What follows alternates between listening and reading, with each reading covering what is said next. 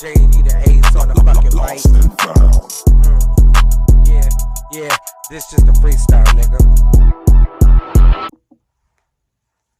Hello guys, and welcome back to my YouTube channel. It's your boy JD, and I'm back in another video. As you tell by the title below, guys, this is going to be a wrestling recap because we got to recap what happened on SmackDown. And a lot of things unfolded, mainly the storyline between Damage Control, Bayley, Naomi, and Bianca&Bayley, the EST. So, guys, we're going to get straight into this. Make sure you like, comment, subscribe, share with your friends, your family, guys. And let's tune into our SmackDown recap. Guys, the first thing I want to get off my... First thing I want to say is that I really feel like these last couple weeks leading up into WrestleMania has been perfect shows. Like, they've been telling us a lot. They've been hinting at a lot of things. They've been developing the storyline a whole lot. And we've been getting some banger matches. Like, I'm not going to lie to you. We've been getting some pay-per-view matches. Like, pay-per-view matches on a regular SmackDown or a regular Raw. Like, that Becky Lynch versus Nia Jax match on Raw last week. That was pay-per-view. That was a pay-per-view match. That was a pay-per-view level match. And I'm glad that my girl Becky came on top, as she should. She got her redemption. But we've been getting like some really great matches. And I can say that's probably only up to, Triple H, because he been booking them real good lately. I ain't gonna lie. I ain't had no real beef with the booking lately, besides a couple minor things. But later on, I found out why they were booked like that, because, it made more sense to me further down the line. But to start off with it, you got the development of the tag team titles for the men's.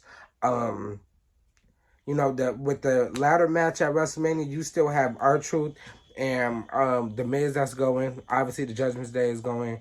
I think DIY qualified also.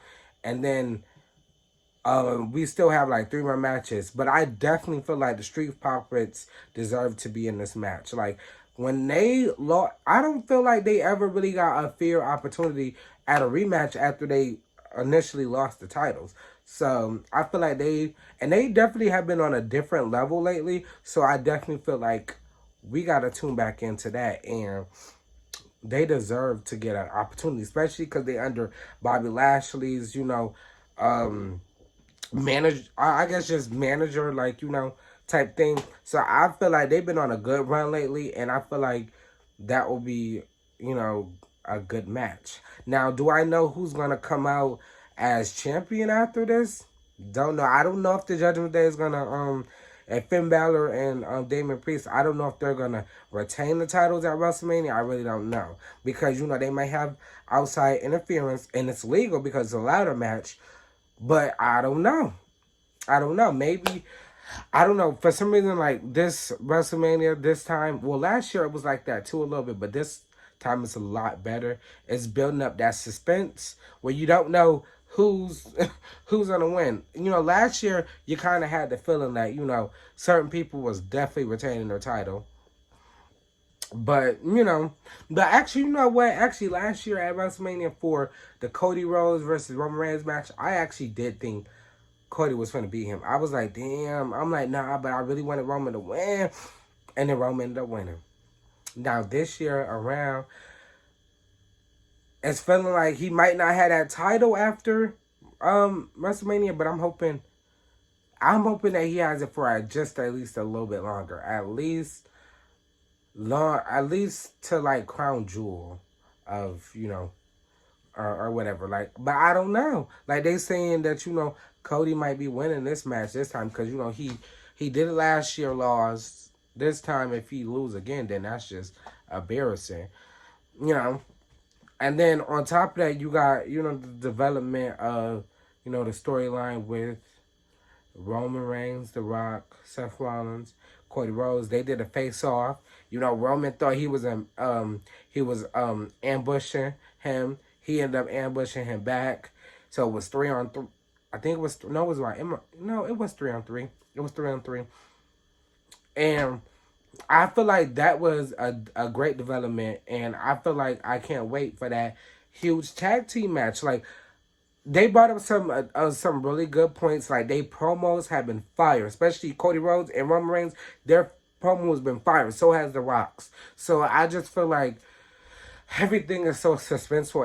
It brings me back to when I was watching wrestling back in 2015, 2016. I got that same excitement, and I love it. I actually love that. They're starting to remove that PG-13 off of it also, because I know when I first started watching it, it was not PG-13, and then they swiftly moved into PG-13, and then they stayed there for a while, and I feel like now they're starting to shift back out to, because they've been cussing a lot and everything on wrestling lately, which I love.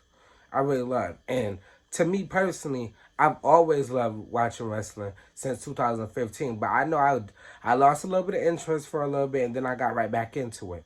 So it's a lot.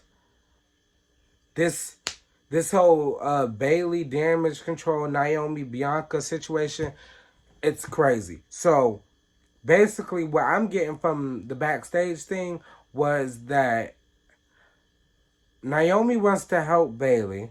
Naomi went out to save Bayley. Naomi ended up getting ambushed and attacked, right? Then Bianca's like, you need to, disconnect from her, because she knew what she did. She was the leader of damage control, and she was doing all this different shit to other people. So of course, she gonna reap what she sowed, because that was her fault. She did all that. But on the other hand, Naomi like, oh well, I get that, but I know how, hard it is, or, she's trying to make sure she have her back. But Bianca, on the other hand, is still saying, like, nah, because for one, they jumped her many times, took her out. So I think she was out for a couple of weeks, like, with leg injuries. Like, they beat the mess out of that girl. So I understand where she's coming from, and why she was mad that Bayley even got Naomi, involved in it. But I feel like that promo backstage was fire.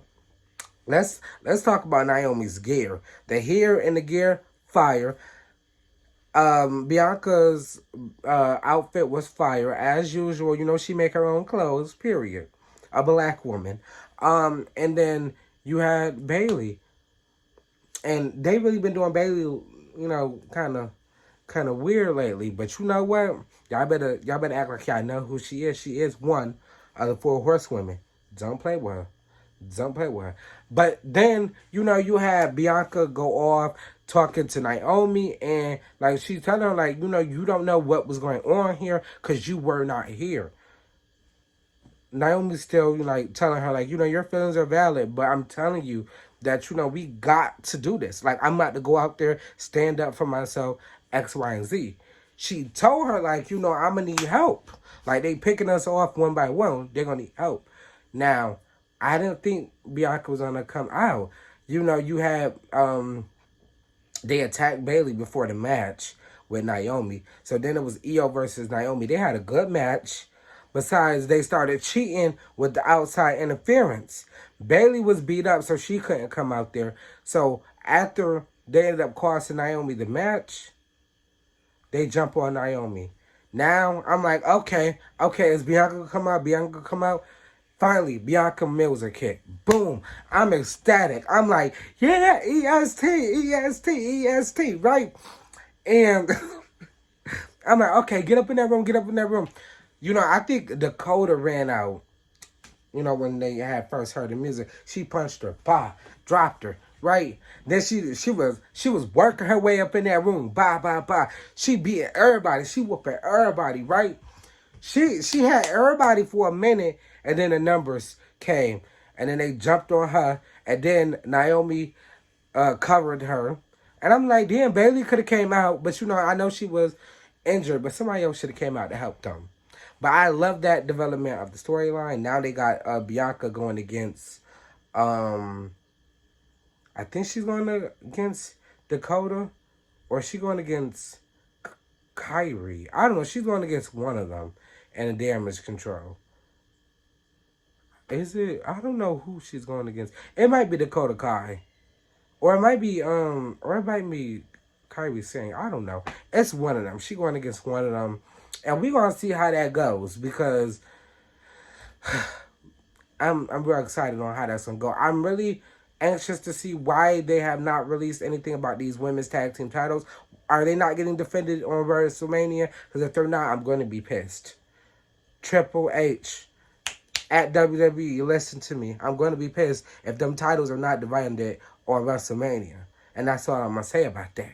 Cause y'all been doing them titles dirty. Dirty. Now, I would be interested to see Asuka and Asuka and Kairi Sane versus Bianca&Bayley and Naomi since Bayley is going against Io, I feel like that would be perfect. Set up the match, Hunter. Don't play with me. But guys, that's gonna be it for this SmackDown recap. I just wanted to give you guys, a couple theories that I had. I feel like the whole show was good. All the matches were good, And I can't wait for WrestleMania. I'm definitely gonna be doing recaps on that too because that's gonna be a hot mess. But guys, make sure you stay tuned for the next video, and I'll see you guys in the next one. Peace, hey, smile.